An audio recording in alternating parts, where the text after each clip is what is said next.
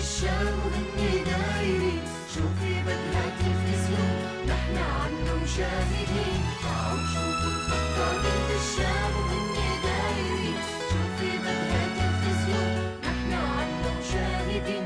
نتفرج أحوالنا وخطابنا وعرساننا، نتفرج أحوالنا وخطابنا وعرساننا. عالشاب لما بيدور عبنت من بناتنا، عالبنت لما بتحتار بين شبابنا وخطابنا.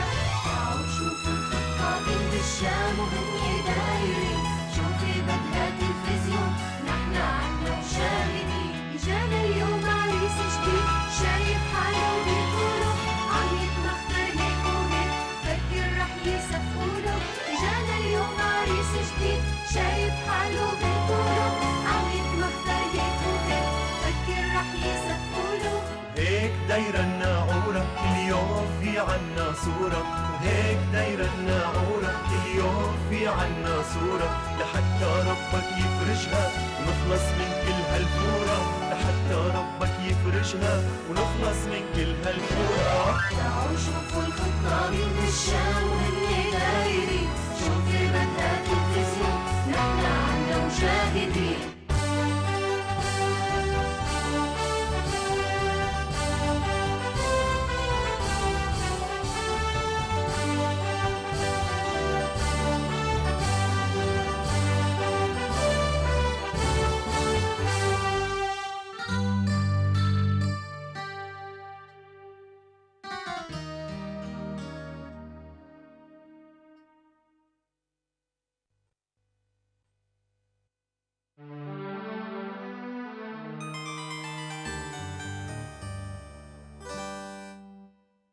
اي نعم، فهمت دكتور اسنان. اي نعم، اهلا وسهلا، بكره المساء. طيب مع السلامه. شو في بكره المساء ماما؟ جايكي عريس على كيفك دكتور اسنان.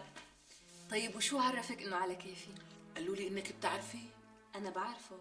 ايه شو اسمه؟ اسمه يا ستي اسمه سامر سعيد. والله هالاسم مو غريب عني. مشان هيك انا اعطيت موعد من غير ما اسالك. طيب مع مين كنتي عم تحكي؟ ام ديما. ديما؟ ايه، قال كان بحفله عيد ميلادها وهنيك تعرف عليكي. طيب ليش ما قالت لي انا بالاول؟ حفلة عيد ميلاد وعن ديما اسمه سامر. ماما تذكرت.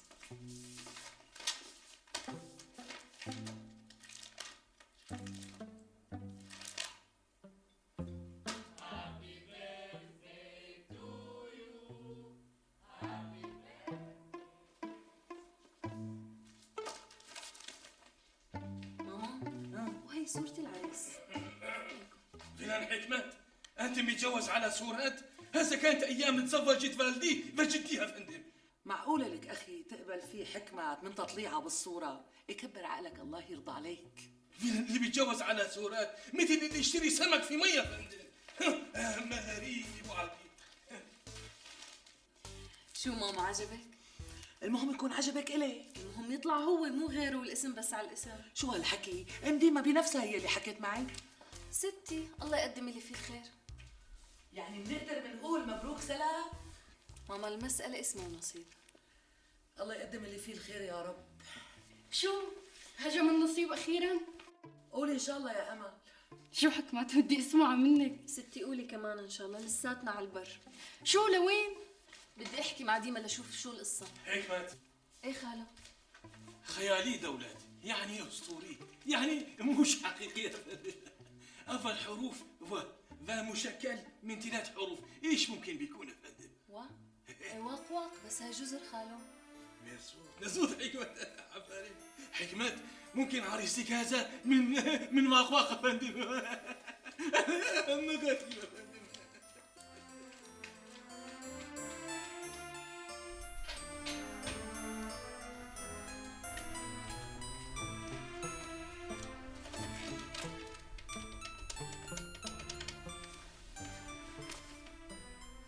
الو، كيفك دمدوم؟ أهلين حكمت، كيفك؟ وليه؟ شو قصة هذا العريس؟ أنا عريس. سامر، دكتور سامر. وأنتي شو عرفك؟ لك شو عرفني؟ هلا امك كانت عم تحدد موعد مع امي ليشرفنا الاخ بزياره. والله أمي بدها فركة إذن. لك ليش؟ لك لأنه الزلمة معجب فيك من وقت ما شافك بالحفلة وطلب مني إنه يلتقي معك، قمت أنا قلت له إذا كانوا لابد بتروح بتعمل لها زيارة ببيتها. طيب ليش ما قلتي لي؟ لأنه الظاهر إنه ما لحقت فتحت أمي قدام أمي، كانت رتبت الموضوع مع أمك من ورا ظهري. طب هلا دمدوم، يعني انت شو رايك فيه؟ والله يا حكمت أنا بعرف إنه هو ابن عيلة وطبيب أسنان بيشتغل بالخليج. بس هلا أنا كنت بدي تلفن لأخي وبسأل عنه، بس قلت لآخذ موافقتك بالأول، مو هيك؟ هيك وهيك كمان. بس اللي متأكدة منه إنه شب حليوة. انتبه عمي، هذا الدواء قبل الأكل وهذا الدواء مع الأكل لأنه تقيل على المعدة. معافى إن شاء الله. ايه سيدي، المهم كله للبلاء، قبل الاكل، بعد الاكل، بنص الاكل، كله واحد. سيدي 720 ورقة لو سمحت. 20 ليرة؟ ايه مو على عيني. 720 20 و700. سمعت شيء؟ لا ما سمعت. شلون سمعت انك ما سمعت؟ ما سمعت يعني. لا اله الا الله. ايه ما سمعت. صباح الخير عمو. صباح الخيرات. شو بو عمو ابو عصام؟ لا ما في شيء، بس ما عاد سمع بسيرة المصاري، كل شيء بيسمعه الا المصاري. تعليمات الدواء سمعها، اما حق الدواء ما سمعه. عمو حرام، خذ منه قد ما بيعطيك، بركي ما معه. شو خير ان شاء الله، شايفك اليوم يا عمو قول ان شاء الله، يمكن تزبط هالمره. عريس جديد. قول ان شاء الله. غريب لما من اهل البلد. إيه ما غريب الا الشيطان. خير ان شاء الله. وشو بيشتغل؟ منين هو؟ عمو دكتور اسنان، خريج فرنسا وبيشتغل بالخليج. معناها هالمرة تمام. يعني بدك تقول ان شاء الله. لساتها البوادر جيدة لهلا. وليش لك متفائلة؟ عمو شفته بحفلة عندينا. معناها عاجبك الشكل؟ قصة الشكل عمو، بس لهلا منيح، الله يستر. الله يستر. ايه سيدي 720 ورقة. عمو خذ منه قد ما بيعطيك. قديش معك عمو؟ ان شاء الله بدك تشلحني، كل اللي معي حق هالدواء. لا حول ولا قوة إلا بالله، شلون بدي أحلها مع أبو عصام؟ عمو هدول حقهم 700 ليرة، قد ما معك أعطينا. 300 تكرم عينك على راسي.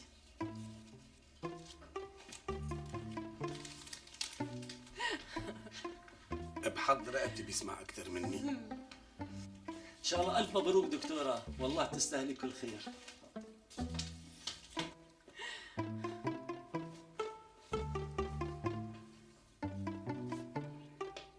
يعني اخيرا ظهر فارس الاحلام.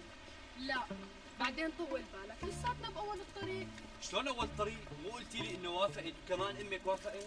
لسه ما صار شيء، بس حكمت طلعت شايفته وبتعرفه، وعلى ما يبدو الانطباع كان منيح. يا حبيبي يعني لسه ما دخل دورة الأغرار ولا قدم أوراق الاعتماد، ليلة معنا.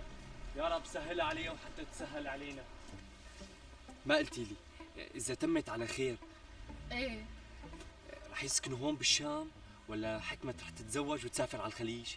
هلا مو شايف انه بكير على هيك حكي؟ شلون بكير؟ نحن لازم ندرس وضعنا ونطبق نظرية الاحتمالات على جوازتنا طبعا للظروف اللي عم تصير. ما فهمت. يعني نحن بالمستقبل أكثر مشكلة حتواجهنا هي السكن. وشو المعنى؟ المعنى إذا تزوجت أختك الدكتور وسافرت معه على الخليج، أمك رح تبقى وحدة بالبيت، وحسب نظرية الاحتمالات لازم نسكن معها بالبيت. أنو احتمالات وما احتمالات؟ أمي ما بتسكن معها، لا أنا ولا أختي ولا أختها عرق هنا. وليش بقى؟ هيك أخو مراءة أنت؟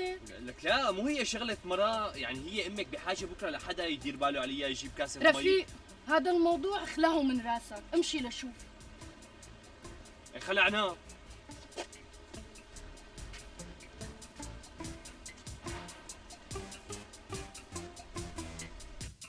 عم بقلك ما بقدر يا سعاد، الليلة في عندي ضيوف. وانا بدي اعرف مين هالضيوف اللي جايينك، اهم من اختك عرق عينك. اوف منك انا. ايه ستي، ضيوف مهمين. ليكون شي عريس لبنتك حكمت وما بدك تقولي لي؟ ايه عريس جديد. انبسطتي؟ وشو عليلك اختي اذا شي مر بهالزمان حضرت معكم؟ ما صار شي، بس انا بتلبك قدامك يا اختي. يلي بيسمعك بيفكر انك انت العروس مو بنتك. انا ولا بنتي واحد؟ ايه ستي، رح تخصميها ولا لا؟ خصمتها اختي، خصمتها. ايمت بدي اشوفك؟ اتركيني هالكم يوم لحتى يبين عين ضو من هالعريس. لك اختي انت بس قولي لي شو شغلته؟ دكتور اسنان. وين عيادته؟ الله يطولك يا روح. بالخليج. ليكون بنفس البلد اللي بيشتغل فيه ابن حكمت. بجوز، واكثر من هيك لا تساليني. لا والله الا تقولي لي اسمه. لك اختي يا وداد لازم نسال عنه، ما بصير هيك نجوز بنت خبط لزق. اسمه سامر السعيد. انبسطتي؟ يلا خاطرك، مع السلامه.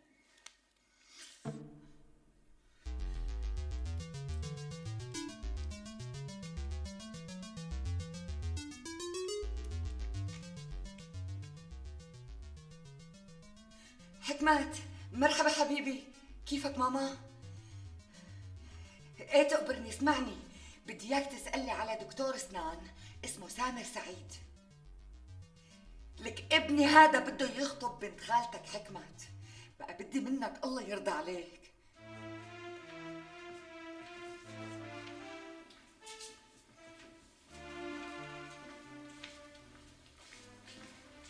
شو ماما؟ كيف؟ خزيت العين. شو ها؟ روحي. إلهي يا حكمت يا بنت وداد يطعمك اللي ببالك ويجعله آخر العرسان. إلهي يا رب بجاه النبي. ايش ماما بس بدك تخلصي مني؟ هذا الجواز لابد منه يا حبيبة قلبي. يا ماما بيقولوا شر لابد منه. شر؟ لا مو شر، هي سنة الكون. بس الربحان فيه واللي الله رضيان عليه كان شب ولا بنت بيبعت له مثل ما بيحب وبيرضى. يا ستي قولي ان شاء الله، اساسا انا متفائله كثير هالمره. الله يبعث الخير يا رب. إلهي. حلوين تيابي؟ غرض هالمناسبة ولا لا؟ لا لا لا لا، ما حلو أبدا. شو لا ماما، يعني ما حلوين؟ لأنه أنت أصلا ما لازم تكوني موجودة. ما فهمت، يعني أنا ما لازم أحضر زيارة خطيب أختي؟ عم قول ما لازم حتى يشوفك. وليش بقى؟ هيك الأصول. يعني الأصول إني الصغيرة ما تحضر خطبة الكبيرة؟ بعدين ليش هاد بالذات؟ ما كل اللي قبله كنت حاضرة. الأصول يا ماما لما بتنخطب الأخت الكبيرة أخواتها الصغار بيختفوا عن عين الخطيب. ليش بقى؟ لسه ليش بقى ليش بقى ليش بقى؟ انا رح اقول لك ليش. لحتى ما يقلب العريس وتتزعزع نيته عن خطيبته، وكرمال ماما مرقيها هالمره من شان الله. ماشي الحال.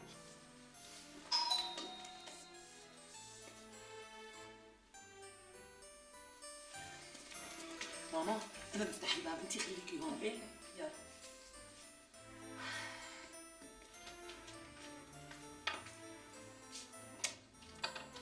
مرحبا.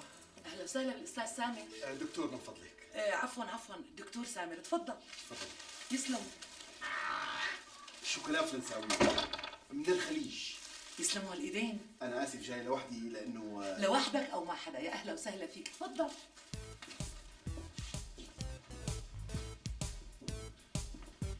مرحبا.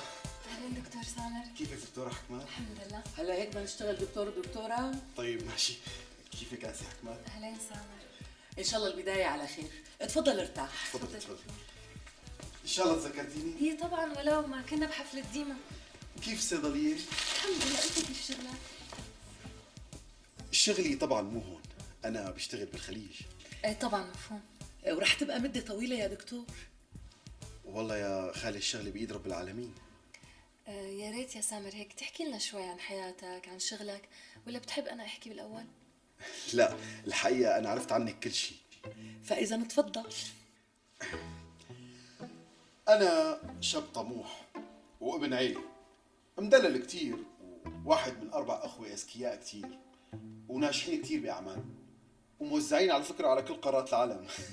يعني أخي بأوروبا وأخي الثاني بجنوب شرق آسيا يعني وين؟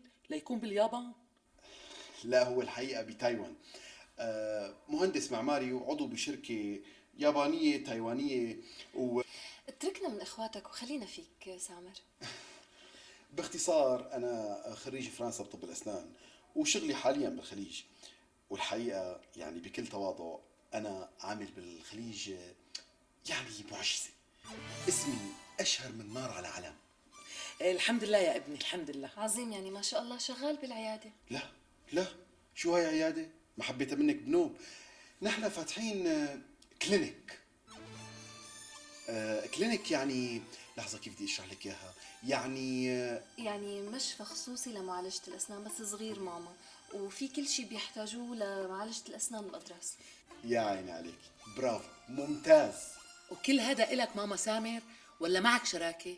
لا هو الحقيقة بالخليج المفروض يكون معك مواطن يعني.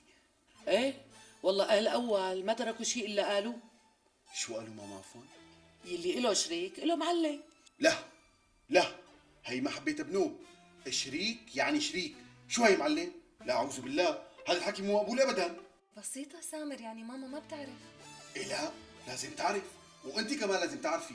أنا نص أهل البلد اللي بشتغل فيها بيتمنوا لي خدمة، 3/4 زبوناتي من الأمراء، وياما عالجت حالات مستعصية. بسيطة سامر. يا دكتورة حكمت لازم تعرفي شغلة كتير مهمة. أنا مطلوب للبنان لكذا مستشفى وبراتب كذا $1000 وبنسبة تلت مدخول مستشفى. أنا لما كنت بفرنسا، لا مو لما كنت، أنا بسيطة يا دكتور بسيطة، نحن ما قلنا شيء. خلص سامر لف شوي، يعني ما صار شيء. شو لفة ما لفة؟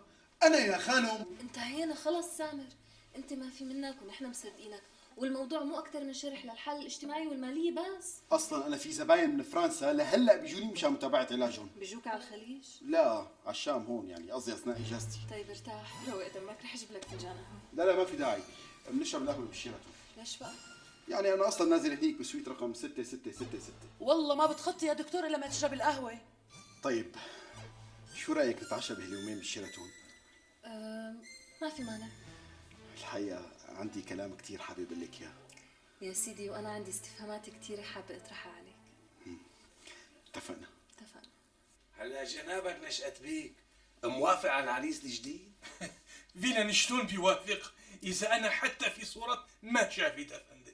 يعني موافق على جوازي تاخذ حكمة برات البلد؟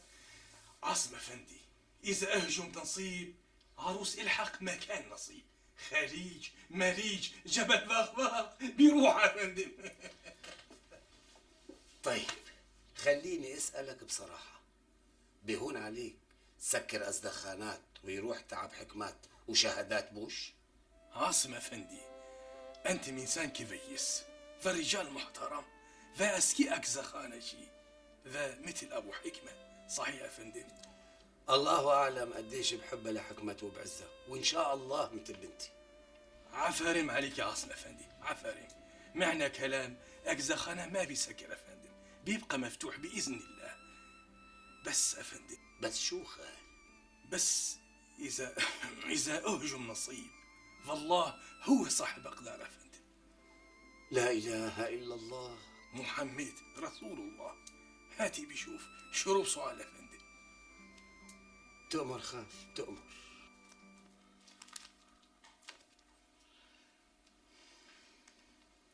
هلا هذا هو العريس اللي عجبه لبنتك حكمات؟ اي نعم. شبه اعور اكتع ناقصه شيء؟ هلا بعيونك يا وداد، ان شاء الله بتفقدي نظرك اذا بتكذبي علي. هذا احسن واحلى من ابن حكمات؟ لا مو احسن من ابنك حكمة، بس بنتي حكمة مو موافقة على ابنك حكمة. شو بنعمل؟ هذا لانه جنابي وجنابك مالنا رأي. الرأي لحكمة وحكمة خلصت مشكلتهم وانتهى موضوع هون. ايه الله يوفق لنزفق. خدي اختي. هاتي. لا هاتي يا عاوزتها. ليش عاوزتيها بقى؟ لك اختي هلا طلعنا ولا نزلنا؟ اتجوز حكمة من حكمة ولا ما تجوز حكمة من حكمة؟ بيطلع الشي ضفر من اللحم. لا والله يا اختي. يعني بتضلك اختي عرق عيني وبضل اختك عرق عينك، صح ولا مو صح؟ صح يا سعاد. اصبح خلينا نسأل عنه بالخليج. يعني بدك تسألي ابنك حكمة؟ ايه بضل ابن خالتها وعرق عينها وما بريد الا مصلحتها، صح ولا مو صح؟ طيب وإذا عرفت بنتي حكمت بهيك شغلة شو بدنا نعمل؟ يا وداد مو ضروري تعرف، هلا نحن بنتحقق من اصله وفصله وشغله، وبعدين هي حره بتتجوز وما بتتجوز وتصطفل. والله كلامك صح يا سعاد. هاتي لشوف. شو هاد؟ بدك تعطيني كل المعلومات عن هذا العريس.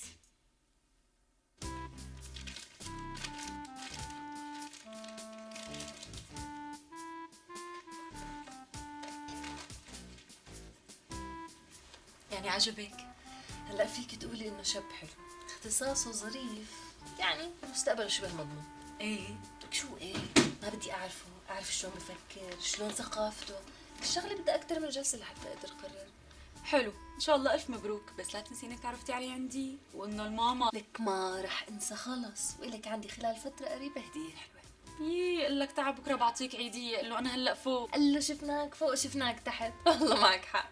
لك يا بنتي مو تحت، انا بايدي حاطه فوق. يا عم نحكي عن العريس. يعني خلاص وافقنا؟ لا لسه. ليك هيك عم تحكي عنه عريس؟ يا عم عاصم ايه شو بدها تقول عنه لكان هو هيك عريس. وقررتي تسافري معه على الخليج وتترك الصيدليه؟ عم عاصم لسه بكير كثير على هالحكي. لك يا بنتي العمر غفله، بكره ما بتحسي الا مضي الوقت وصار لازم تقرري. مشان هيك لازم تشجعي على العريس اذا كان مناسب. اذا كان مناسب، اما اذا الشغله فيها سفر يعني تترك الصيدليه واهلها وبيتها عم طول بالك، لسه الموضوع باول وصدقني ما صار شيء. عندك سكريبتين اجنبي؟ لك يا اختي ما عنا، دوري عليه بصيدليه ثانيه. عمو عنا. لا تاخذينا، عنا علبه فلتانه هون. الظاهر انه رح يفتقدك كثير. ديما شبك انت الثانيه، لك لهلا لا قلنا ايه ولا قلنا لا. ماشي الحال، حاكيني بس ترجعي من العشاء. اوكي باي باي.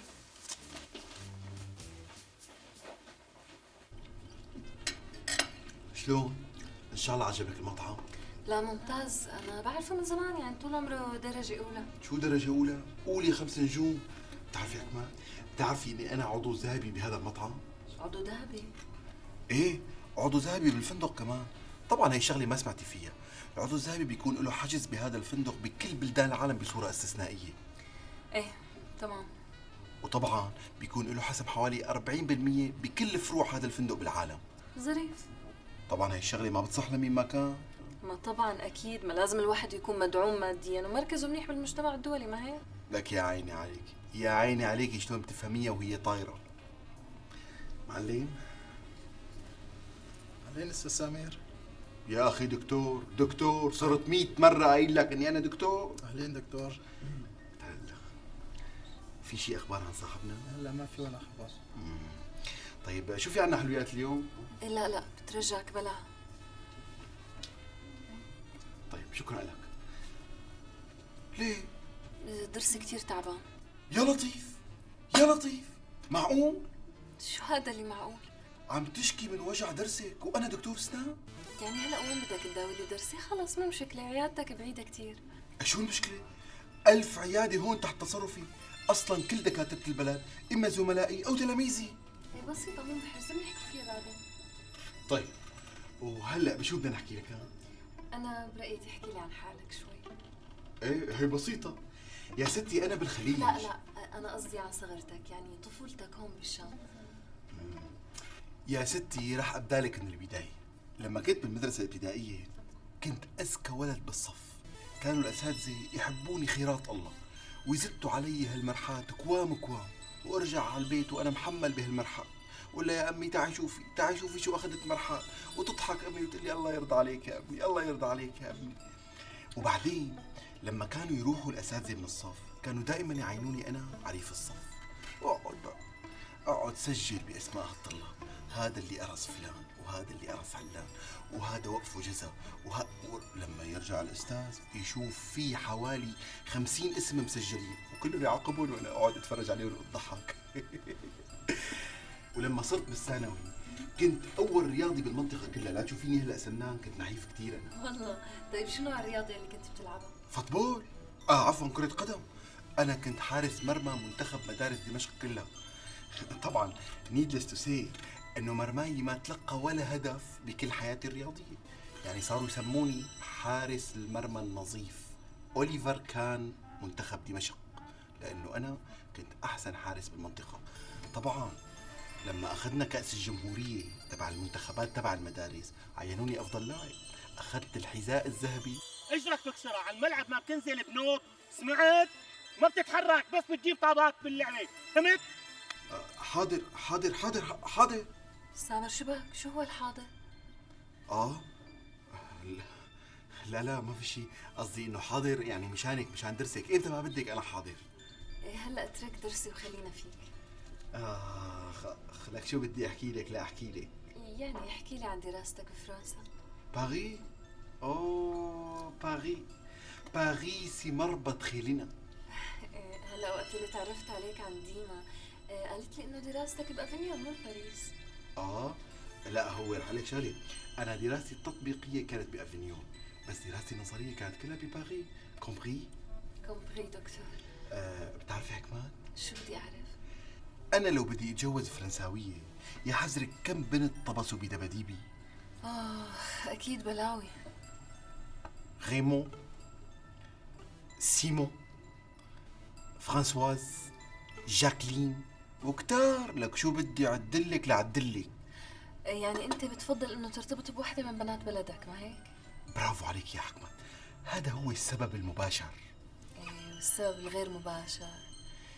يا ستي انا باعتباري كنت اذكى واحد في الجامعه، كتار كتير اللي طبسوا فيني وحبوا اني انا اتجوزهم، وحتى عميد الجامعه نفسه يعني كان رايد يجوزني بنته، بس يعني صارت شوي بدينا بالكذب. قلنا يعني انا حكيت، ما هو قلت له يا سيادة العميد يا بنت اتركيه خليه يفرغ ويفضفض عن نفسه. طبعا انا كنت بحب المقاهي الباريسيه كثير، كنت دائما اتسكر في المقاهي لدرجه انه يمكن زميلاتي وصديقاتي اللي عرفت عليهم هنيك كانوا يسموني صرصار المقاهي. بس حتى بعد اللي بلاحظ انه دائما بتواجد المقاهي الباريسيه، طبعا مفكرين الادباء نفس جان بول سارتر وكل الادباء الكبار كانوا بهي المقاهي يعني. بقى شو رايك بمواقفي؟ عظيم رائع. طبعا انا لا بنباع ولا بنشرى. عندي سؤال اذا ما في مانع عندك. لا ابدا، تفضلي اسالي يلي بدك. يعني انت مفكر ترجع على بلدك ولا حابب تضلك بالغربه بالخليج؟ شوفي هو لابد من الرجعه، بس يعني بجوز لسه ما صار وقتها. بس في فرق كبير الواحد يرجع وهو لساته بشبابه وبحيله ليخدم بلده واولاد بلده، وانه يرجع على العكاكيز، رجل برا ورجل جوات القبر. ولك مالك شايفه صعوبه العيشه هون؟ هلا خليني اسالك سؤال، انت نفسك قديش بتطالعي بهالصيدليه؟ يا ستي لا تجاوبي، انا رح جاوب عنك. يلي انت بتطالعي بشهر انا بالخليج بطلعه بيوم، بعدين هنيك انا سيد نفسي. ايه والكفيل؟ لك انا كفيل هاد؟ هو ايه نعم في كفيل، بس انا هنيك كبار وعالية القوم بدهم خدمة مني. بزمانه الامير هزاع ابن مفلح، هذا الامير امير منطقة الخبر هي كلها امريكا.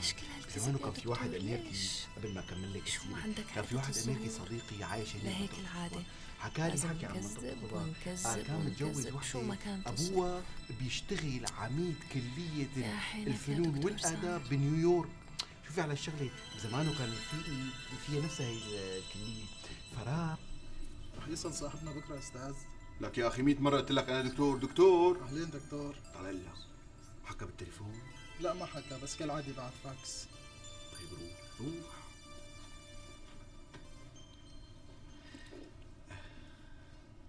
شو هالحكي لك ابني؟ انت متأكد؟ يا لطيف. ايه امي قلي وشو اسمه هذا معلمه؟ لك ابني معلمه كفيله مو مشكلة.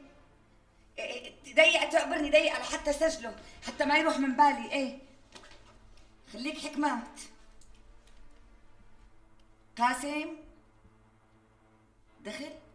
دخل شو؟ ايه دخل الله. ايه حبيبي ايه. وهذا هو صاحب الكلينك. ايه تقبرني سجلته. ماشي ماما ماشي تقبرني. حط لي ايديك ورجليك بمي بارده ودباره عندي. الله معك ماما، مع السلامه. ماشي يا دكتور النحس، دبارك عندي.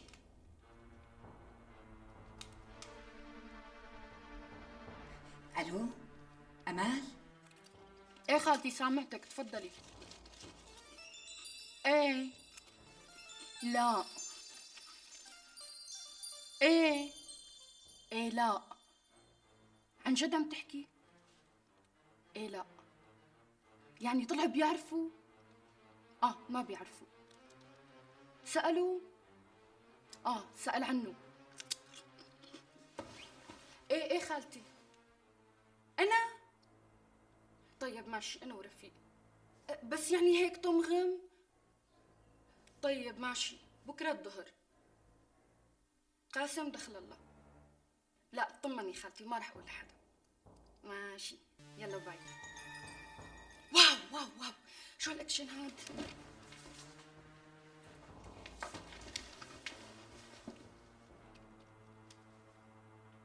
ايه رفيق، ليكون خالتي خرفت.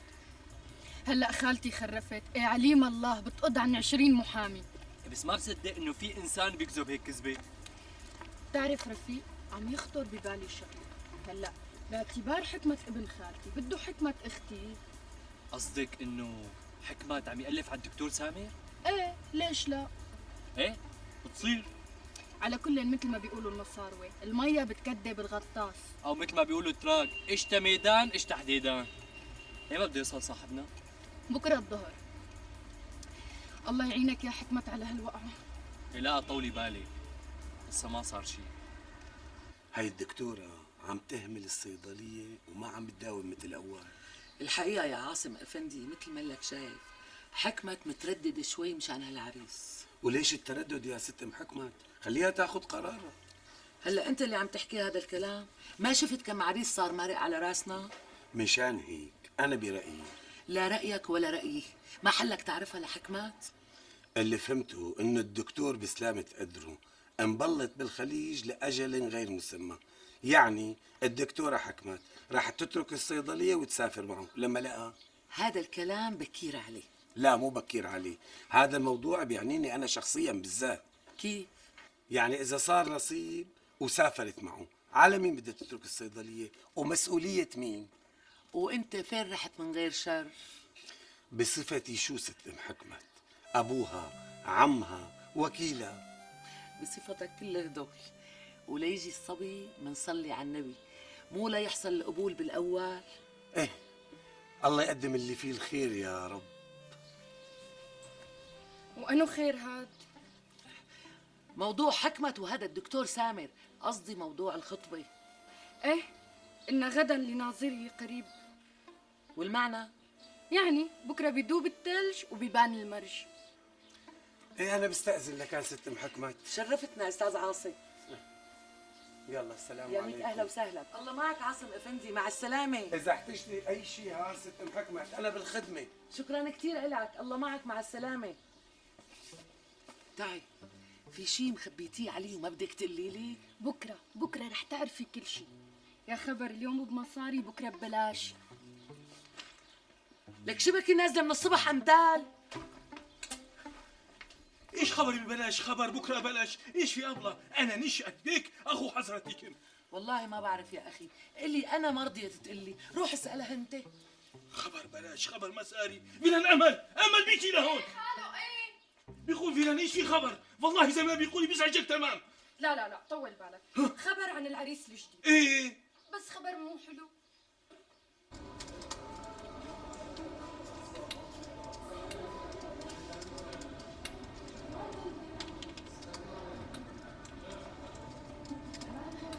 يعطيك العافية. الله يعافيك يا هلا. فينا نعرف والله 6 موجود بالسويت؟ ايه تكرم عينك. بقدر اعرف شو بتريدوا منه؟ لا نحن بس هيك حابين نعرف إذا كان موجود ولا لا. استاذ نحن بنعرف انه الدكتور سامر نازل عندكم. دكتور سامر؟ بس الحجز عندي باسم الدكتور قاسم دخل الله. مين؟ دكتور قاسم دخل الله. عفوا لكن شلون دكتور سامر نازل بنفس السويت؟ ايه لليوم بس، الليله بده ينام بالغرفه 126. عفوا بقدر احكي تليفون؟ ايه طبعا، ولو هي التليفون.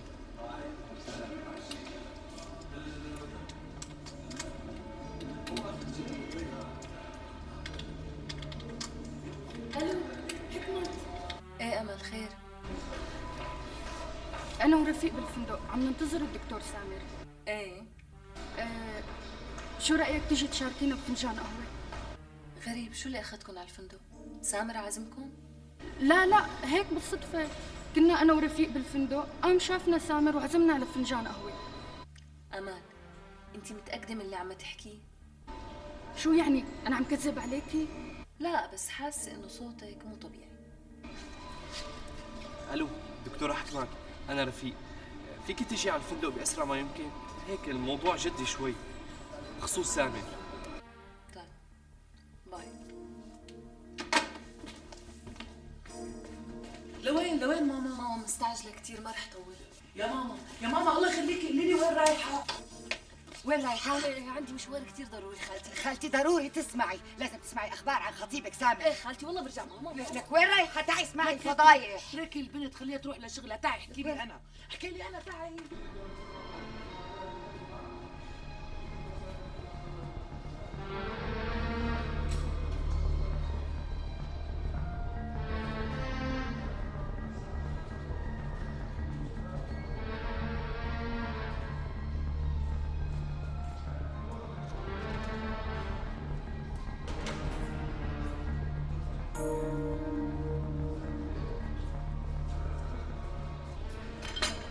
ها وهي حكمت.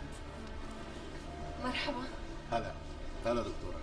دكتور قاسم دخل الله، اختي الدكتورة حكمت. هلا دكتورة، تفضلي. تفضل. امان وينه سامر؟ مين حضرته؟ أنا يا بنتي كفيل سامر، صاحب ومدير عام كلينيك الحياة أفضل.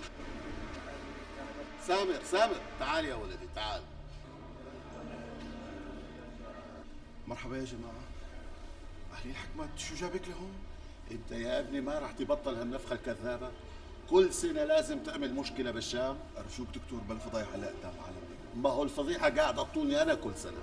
وبقدر اعرف الحقيقه منك يا مرة ثانية، أنا دكتور الأسنان المتخصص بفرنسا قاسم دخل الله، زوج أخته لسامر. والاخ شو شغلته عندك بالله؟ سامر؟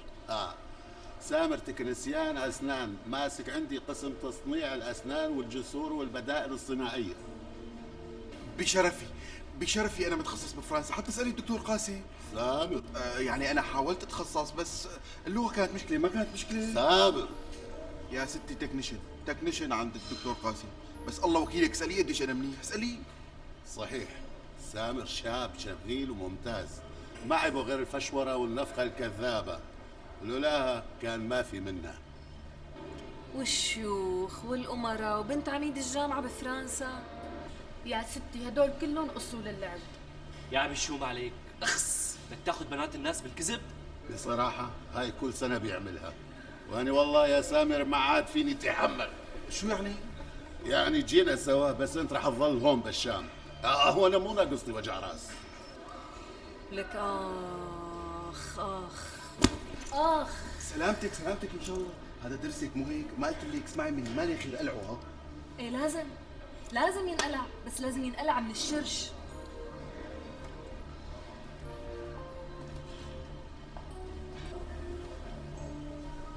دكتورة حكمت، شو رايك تتزوجيني أنا وأسلمك إدارة كلينيك بالكامل؟